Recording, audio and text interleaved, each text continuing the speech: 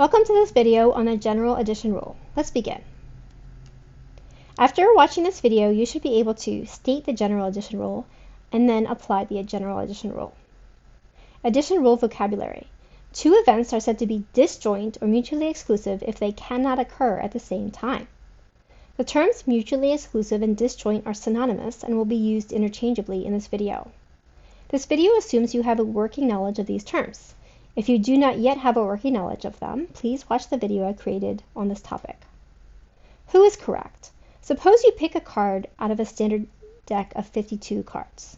What is the probability of choosing a 2 or a diamond? If you're unfamiliar with playing cards, you can see the sample space over here. Suppose one of your classmates suggests simply adding the probabilities of the two events.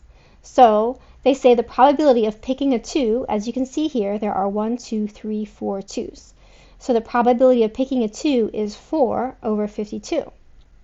Then they look at the diamonds. So the diamonds are these cards right here, and they count them up and they say, well, actually there are 13 diamonds in the deck, so the probability of picking out a diamond is 13 over 52. So they argue that they should just be able to add 4 over 52 and 13 over 52 together to get 17 over 52, and then they're done. But another classmate comes along and says, you know what, that's way too much math for me. I'm just going to count the cards that are either a 2 or a diamond. So this is how they count. 1, 2, 3, 4 2s, and then 5, 6, 7, 8, 9, 10, 11, 12, 13, 14, 15, 16. So all of a sudden they got 16 over 52, which reduces to 4 over 13, while the other person got 17 over 52. Which student do you agree with? The student who used the formula or the student who counted the cards? So take a minute to pause the video and reflect on your answer. Again, student A simply added the probability of getting a 2 or getting a diamond, while student B counted the cards. Well, actually, student B, believe it or not, was correct because student A, when they added the probabilities, they counted this 2 of diamonds twice. They counted the 2 of diamonds once when they counted all the 2s, and they counted the same card a second time when they counted the diamonds.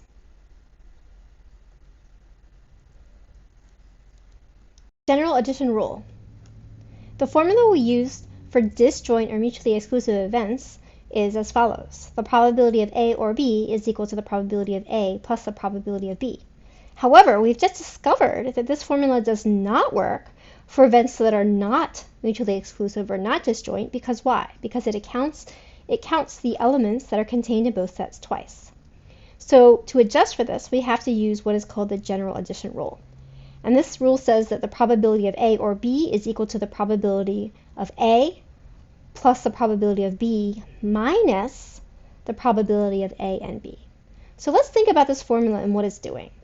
First of all, I want to point out that the word AND here is a logical operator, which means when both events A and B occur at the same time. It is not an arithmetic operator. You might recall in math courses AND has meant addition. That's not what we mean there. So another way to say this is the probability of event A or event B occurring is the probability that event A occurs plus the probability that event B occurs minus the probability that event A and event B both occur at the same time. So that's what we mean when we state the general addition rule. So let's do some more examples. What is the probability of picking a card that is either a 2 or a diamond? So let's actually apply our new fancy rule to see if now with this new rule we can come up with the correct answer, which you might recall student B got was 16 over 52 or 4 over 13.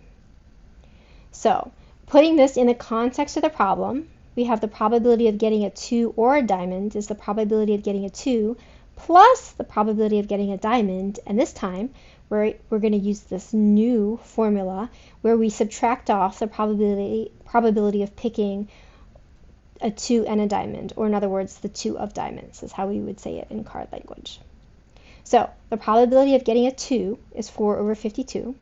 The probability of getting a diamond is 13 over 52. We already know that, right? We already did that. what we didn't do before, right, is we forgot that, oh gosh, I actually counted this card twice, right, and that's the probability that we have to subtract off. So hopefully you can see now that we've adjusted our formula by subtracting off the card, in this case that we counted twice, we can obtain the correct probability for this event. So the probability is 4 over 13, or about 31%. General addition rule example, dice. Example, suppose you roll a 6-sided die with the numbers 1, 2, 3, 4, 5, and 6 on the faces of the die. What is the probability of rolling an even number or a prime number? First of all, what are the even numbers? Well, you probably know the even numbers are 2, 4, and 6. But what are the prime numbers? Well, you may or may not know, a prime number is a number that is evenly divisible by only 1 in itself, and which is greater than 1. So in this case, the prime numbers are 2, 3, and 5.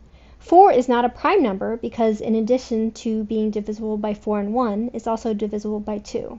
6, likewise, is not a prime number because in addition to being divisible by 6 and 1, it's also divisible by 2 as well as 3. So, one really nice way to organize our thoughts and ideas when we're looking at probability is to use a Venn diagram. So the prime numbers, as we said, are 2, 3, and 5. The even numbers are 2, 4, and 6. So my question to you is, are there any elements of our set that are both prime and even? In other words, that would go into the overlapping part of the Venn diagram. So the answer is yes, right? 2 is both a prime number and an even number. So now I'll ask you, are the events mutually exclusive or disjoint?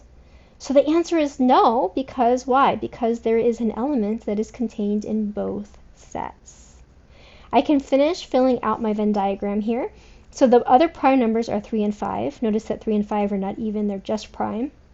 Likewise, I have 2 other even numbers in addition to 2. I have 4 and 6. They are even, but they are not prime. So, since we have 2 events that are not disjoint or not mutually exclusive, we have to use the general multiplication rule, which, as we said before, is the probability of A or B is equal to the probability of event A happening plus the probability of event B happening minus the probability that both event A and event B happen at the same exact time. So we can put this into the context of our problem. We can call event A being prime and event B being even. We could have just easily made event A even and B prime. It really doesn't matter. So putting this into the context of the problem, we have the probability of getting an even number or a prime number is equal to the probability of rolling a prime number plus the probability of rolling an even number minus the probability of rolling a number that is both even and a prime. So what is the probability of a prime number? Well, we have to count not just the 3 and the 5, but the 2 as well, right? Look at this circle. Isn't 2 also in the circle? It is, right? So again, we have 3 prime numbers, 2, 3, and 5, out of a total of 6 possible numbers that I could roll. So the probability of rolling a prime number is 3 over 6. Likewise, the probability of rolling an even number is also 1, 2, 3 out of 6, because 3 out of the 6 numbers on the faces of the die are even. Then, last but not least, what is the probability of getting a number that is both even and prime? To answer this, we have to look at the intersection of the 2 circles. And as we said before, there's only one number that is both even and prime, and that is the number 2. So now that we have all 3 probabilities, we can simply plug them into the general addition rule. Doing this, we have 3 over 6 plus 3 over 6 minus 1 over 6, or 5 over 6. We could also express it as a decimal or a percent, which is 0.83 or about 83%. Let's do another example, this time about marbles. Suppose there are 10 marbles in a jar with the colors as follows. There's 1 white marble, 4 blue marbles, 2 green marbles, and 3 yellow marbles. Additionally, some of the marbles have an X on them. What is the probability of picking a blue marble or a marble with an X on it? Notice that the 2 events are not mutually exclusive because some marbles are both blue and have an X on them. So we have to use the general addition rule. So remember, the general addition rule says the probability of event A or event B happening is equal to the probability of event A happening plus the probability of event B happening minus the probability that both event A and event B happen at the same time. So let's make event A being getting a blue marble and event B getting an X. So again, we could have switched these up. It's kind of random the way I assign the events. So if we use this notation, then we have the probability of getting a blue marble or a marble with an X on it is equal to the probability of getting a blue marble plus the probability of getting a marble with an X on it minus getting one of these marbles that is both blue and has an X on it. So let's go ahead and figure out the actual probabilities. So as you can see, the probability of getting a blue marble is 4 out of 10. Now, some of you students who are coming from algebra, you might think to yourself, 4 out of 10, I could reduce that to 2 out of 5. Well, you're absolutely right, but that would actually generate more work for ourselves, so we're just going to leave it alone. We're going to leave it as 4 out of 10. So then the probability of getting a marble with an X on it, hopefully you can see there are 1, 2, 3, 4, 5 of those marbles, so that's 5 out of 10. And then we want to subtract off the marbles that have both characteristics, meaning that they are both blue and have an X on them. Again, as you can see from this visual, there are 2 of those. So we have 4 over 10 plus 5 over 10 minus 2 over 10, and when we crunch those numbers, we get 7 over 10. Remember, probabilities can also be expressed as a percent or a decimal, so we could say 0.7 or we could say 70%. All right, last but not least, let's do a final example about playing cards. So again, we have our sample space visualized here for us, and there are 52 cards in the deck, remember? So the question says, what is the probability of choosing a face card or a red card? So you may or may not be familiar with playing cards, but the face cards, you can see they actually have little faces on them, right? So there are these cards over here, and we can count them, right? There's 1, 2, 3, 4, 5, 6, 7, 8, 9, 10, 11, 12. So those are the face cards that we're talking about. So what about the red cards? Hopefully you can see that they're the diamonds and the hearts, and there are 13 diamonds and 13 hearts for a total of 26 red cards. So are these events mutually exclusive or disjoint? So just take a minute and think about that. The answer is no. Hopefully you can see that because of the overlap of these two bubbles, right? You can see that there are some cards that are both red and also face cards. So we have to use the general addition rule. So we already have our general addition rule that we've stated. If we put it in the context of this problem, we want to know what is the probability of getting either a face card or a red card. So we're going to add the probability of getting a face card with the probability of red card, and then we're going to subtract off the number of cards that are both, or the probability of getting a red face card. Okay, so as I've already said before, there are 12 face cards. You can count them again if you don't believe me. Okay, there are 26 red cards. Basically, half of the cards in the deck are red, half of them are black.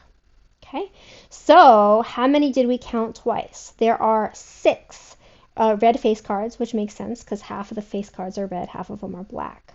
So we put that into our formula. So we have 12 over 52 plus 26 over 52 minus 6 over 52. And when we crunch all those numbers, we get 32 over 52. Notice all of these fractions could have been reduced, but again, I save myself a whole lot of time and bother if I don't reduce it until maybe at the end. So I can reduce this if I desire. 32 over 52 reduces to 8 over 13, which is about 0.62 or 62%. So now that you've watched this video, you should be able to state the general addition rule and apply the general addition rule.